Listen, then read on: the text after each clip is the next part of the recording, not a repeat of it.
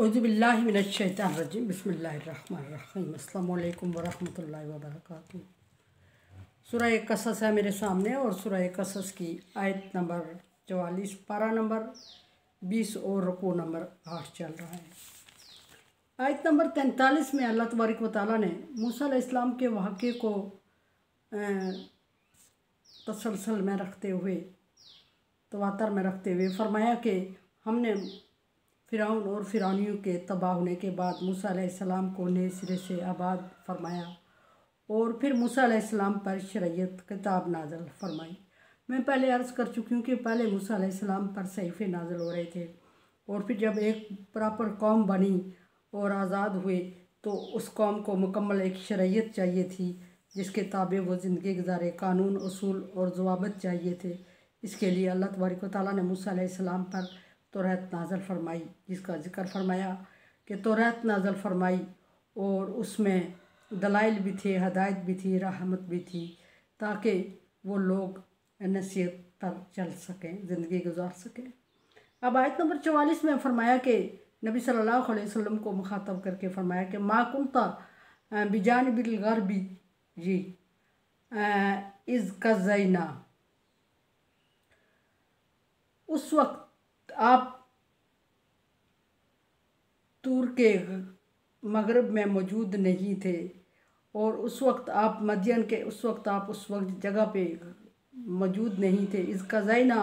इला मूसल अम्र, जब हमने मूसा अलैहिस्सलाम पर अहकामात नाज़िल फरमाए।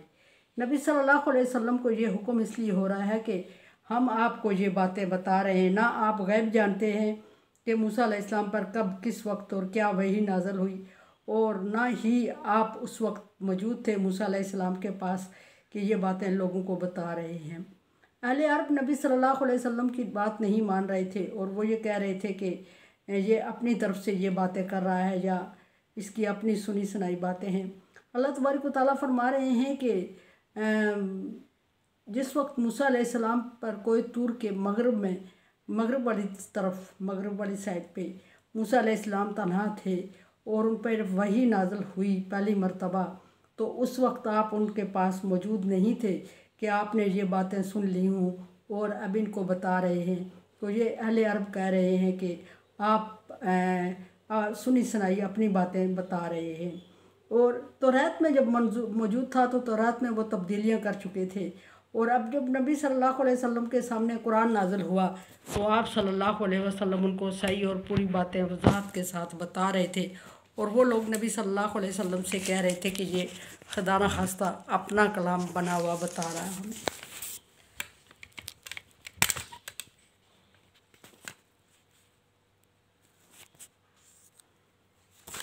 और इसलिए अल्लाह तबारक व तआला नबी सल्लल्लाहु अलैहि वसल्लम से फरमा रहे हैं कि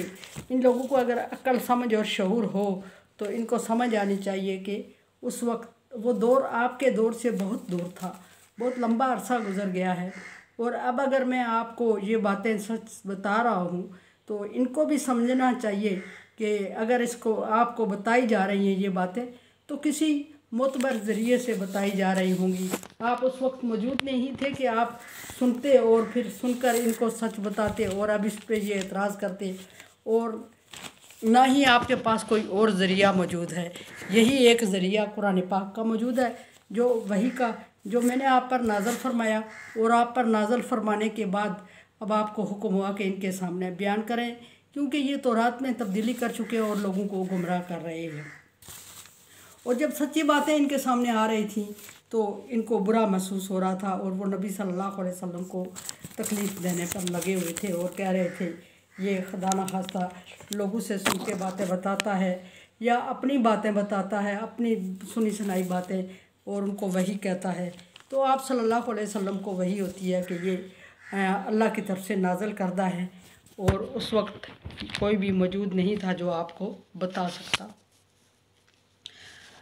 वमा कुंता शाहिदी ना, और ना ही आप उस वक्त सुन रहे थे और ये किसी से पूछ रहे थे, किसी उस ज़माने में मौजूद ही नहीं थे जब आप सल्लल्लाहु अलैहि वसल्लम, तो फिर ऐसा कैसा मुमकिन था कि आप तक ये बातें पहुँच रही थी और आप इनको बता रहे हैं। बल्कि ये वही है, ये अल्लाह की तरफ से है اور یہ وہی کلام ہے جو اللہ تبارک و تعالیٰ نے موسیٰ علیہ السلام پر حق و سچ نازل فرمایا، وہی آپ کو سکھایا جا رہا ہے۔ یہ جو تورات میں چیزیں یہ بتا رہے ہیں، تورات کے عالم، تو یہ ان کی کچھ اپنی بتائی ہوئی باتیں ہیں، اور وہ اس کو موسیٰ علیہ السلام اور تورات سے منسوب کر کے لوگوں کو گمراہ کر رہے ہیں۔ اور موسیٰ علیہ السلام اور تورات سے منسوب اس لیے کیا کر رہے تھے؟ اس لیے کہ وہ من چاہی باتیں نبی صلی اللہ علیہ پبلک کو بتا رہے تھے، پیغمبروں سے منسوب کر کے، اور کہہ رہے تھے کہ ہماری شریعت میں، یعنی تورات کی شریعت میں تو یہ نازل ہوا تھا، یہ تھا، اور یہ نبی صلی اللہ علیہ وسلم جو باتیں کر رہے ہیں یہ اپنی طرف سے کر رہے ہیں۔ کم علم رکھنے والے اور ان پڑھ لوگ اس بات پہ سوچنے پہ مجبور ہو جاتے تھے کہ تورات بھی اللہ کی طرف سے نازل کردہ ہے۔ اگر تورات میں یہ باتیں جو تورات کے عالم کہہ رہے ہیں، تورات میں یہ باتیں نازل کردہ تھیں اور وہ عرصے سے عمل بھی کیا جا رہا ہے ان پر، اور اب نبی صلی اللہ علیہ وسلم ان کو غلط ثابت کر رہے ہیں، تو یہ بہت بڑی زیادتی ہے۔ لیکن زیادتی نہیں تھی، حقیقت یہ تھی کہ اس وقت کے عالم علماء کرام نے تورات اور انجیل میں تبدیلیاں پیدا کیں۔ اور تبدیلیاں کیوں کی؟ تب یہ پیچھے بارہا اس کی ڈیٹیل گزر چکی ہے، ساری کے ٹرائیپوڈ میرے خیال میں مس مینیج ہو گیا اور موبائل کو کور نہیں کر رہا ہے، بات بھی کٹ رہی ہے درمیان میں۔ اور انہوں نے تبدیلی اس لیے کر دی کہ اپنے مزاج کے مطابق جو چیزیں انہیں وحی کی یا اللہ کی طرف سے بھیجی ہوئی مناسب نہیں لگ رہی تھی، جو ان پہ عمل کرنا مشکل لگ رہا تھا، جس کو وہ اپنی طبیعت کے مطابق نہیں سمجھ رہے تھے، اس کو انہوں نے تبدیل کیا مختلف ہیلو بہانوں سے۔ اللہ تبارک و تعالیٰ اس عمل کو فرما رہے ہیں کہ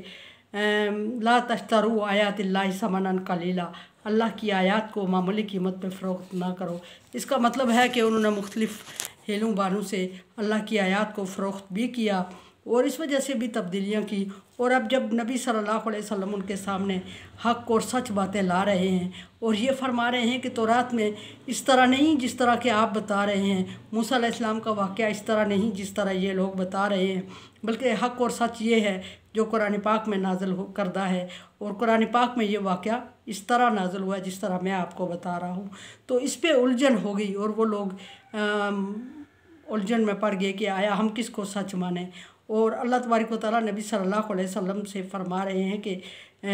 تبھی اس میں تبدیلی، آپ سنی سنائی بات تب کر سکتے ہیں کہ آپ اس نبی کے قریب ترین ہوں۔ اس میں بہت لمبا عرصہ بھی گزرا ہے، اور آپ سنی سنائی بات تب کر سکتے ہیں کہ جب آپ ادھر موجود ہوں، آپ سن رہے ہوں، اس کے ساتھ اور 2-3 لگا کے بیان کریں تو بھی بات ہے۔ جب آپ اس وقت موجود نہیں تھے اور کوئی ایسا بھی موجود نہیں تھا جو آپ کو بتا رہا ہو، اور پھر یہ اب نازل ہو رہا ہے واقعات، یہ قرآن پاک میں ہیں، اور قرآن کو وہ خدا اللہ کی کتاب نہیں مان رہے ہیں، تو پھر اس سے بڑا ثبوت اب ان کے پاس کون سا آئے گا؟ وہ کہہ رہے ہیں کہ اگر سچے ہیں تو بتائیں، اور ان سے آپ پوچھیں کہ اگر وہ سچے ہیں تو بتائیں کہ یہ باتیں سچ اور حق۔ پھر اگر یہ اللہ کی طرف سے نازل کردہ کتاب قرآن، جس کو آپ کہتے ہیں کہ اللہ کی طرف سے نازل کردہ نہیں ہے، تو پھر یہ واقعات حق اور سچ میرے پاس کس طرح پہنچے؟ یہ سوال نبی صلی اللہ علیہ وسلم کے تھرو اللہ تبارک و تعالیٰ منکرین سے کر رہے ہیں۔ قرآن سمجھے دیکھیں سمجھے اور سبسکرائب کریں، اور صدقہ جاریہ میں میرا ساتھ دیں۔ اللہ تبارک و تعالیٰ کا حکم تعاون علی البر والتقوی، نیکی اور بھلائی کے کاموں میں ایک دوسرے سے تعاون کریں۔ چینل کو سبسکرائب اور شیئر کر کے تعاون کریں۔ اللہ